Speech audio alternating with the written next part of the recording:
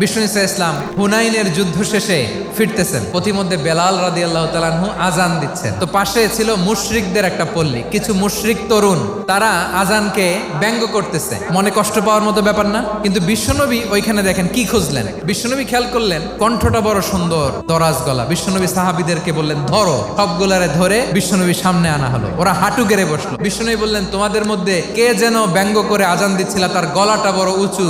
আবু মাহজুরা বলে আমার বন্ধুরা সবাই আমার দিকে আঙ্গুল দেখায়। আবু মাহজুরার মাথায় হাত দিয়ে বললেন এবার আজান দাও দেখি। আবু মাহজুরা বলে আমি তো আজান দিতে জানি না। বিশ্বনবী বললেন তাহলে আসো আমি তোমারে শিখাই দেই। বিশ্বনবী একটা বাক্য পরে, আবু মাহজুরা পরে, বিশ্বনবী পরে, আবু মাহজুরা পরে। আবু মাহজুরা বলে এক একটা বাক্য পড়ি আমার কলিজাটা গলে ঠান্ডা হয়ে যায়। বিশ্বনবীর সাথে দাঁড়িয়ে উনি শাহাদা পড়ে মুসলমান হয়ে গেলেন। বিষ্ণু ঈসা ইসলাম বললেন যাও আবু মাহজুরা, আমি তোমাকে পৃথিবীর শ্রেষ্ঠতম মসজিদ মক্কার মসজিদুল হারামের মুয়াজ্জিন হিসেবে অ্যাপয়েন্ট করে দিলাম।